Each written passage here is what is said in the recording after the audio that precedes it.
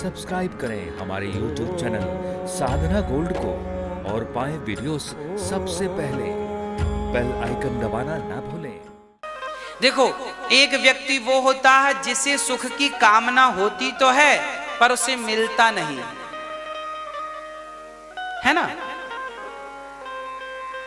अब जैसे साधु हैं, साधु को शादी करनी ही नहीं है, उसे चाहिए ही नहीं स्त्री। और एक आदमी है वो भी उसी साधु की उम्र का है पर रो रहा है, बोले मेरा विवाह नहीं हुआ। तो दोनों के पास स्त्री नहीं है।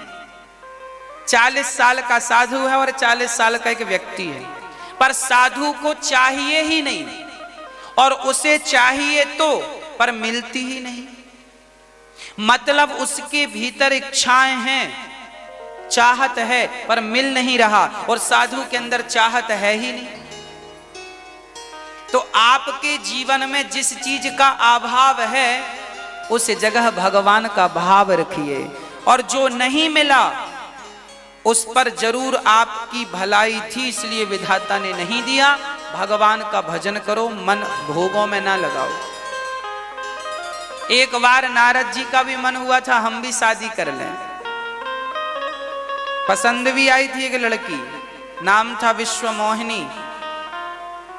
करने गए थे शादी, पर भगवान, देखो नारद जी को लग रहा था शादी हो जाए, हमारे भी बच्चे बच्चे हो, हम भी थोड़ा आनंद करें, पर भगवान को पता था कि इस शादी में इनका नुकसान होगा, तो भगवान ने होने ही नहीं दी। बंदर का मुंह बना के भेज दिया नारद जी को। इसका अर्थ यह है कि आपको नारद जी को पत्नी नहीं मिली, इसमें नारद जी की भलाई छिपी थी कि नहीं। वो भजन करते हैं आनंद से और कहां शादी में उलझ रहे हैं, कहां ये जंजाल में पड़ रहे हैं। तो नारद जी को बाद में पता भी चला कि मैं गलत चला गया, मेरा माइंड खराब हो गया था, बुद्धि, पर भगवान ने बचाया। याद रखना, जीवन में जो ना मिले समझना कि भगवान की बहुत बड़ी कृपा है आप पर, कि ईश्वर आपको बहुत बड़ी चीज से बचा लिए।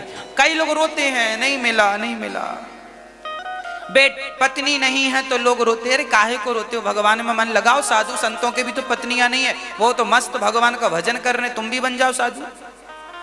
किसी के बेटा नहीं है तो रो रहा, काहे रो रहे हो भैया, बड़े प्रेम से भगवान में मन लगाओ। नहीं है तो अच्छा ही है, चिक चिक नहीं है, झंझट नहीं है। जिनके है उनसे पूछो, बेचारी परेशान है। इसलिए जीवन में जो मिल जाए तो भगवान का प्रसाद समझ के रखो, और जो ना मिले उसके लिए रोने से अच्छा है। मीराबाई भी भगवान के लिए, मीराबाई बेटे के लिए, पति, मीरा का पति मरा तो मीरा रोई नहीं, मीरा के बेटा नहीं हुआ तो मीरा रोई नहीं, क्योंकि मीरा तो ऑलरेडी भगवान के लिए रो रही थी। और किस किस के लिए रोएगी वो, भगवान के लिए रोना ही सबसे बढ़िया है। जमाने के लिए रो तो अलग अलग चीजों के लिए रोना पड़ता है। हाँ, बुआ मरी तो उसके लिए रो, फिर मौसी मरे तो उसके लिए रो, फिर दुनिया मरे तो उसके लिए रो, सबके लिए अलग अलग रोने पड़ना पड़ता ना। और भगवान के लिए एक ही बार रो लो बस, अलग अलग का झंझट नहीं है।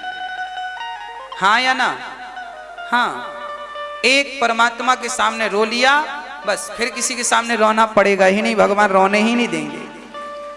आप संसार के लोगों के सामने तो रोते हैं, भगवान के सामने नहीं रोते, इसलिए सबके सामने अलग अलग जा जा करके रोना पड़ता है।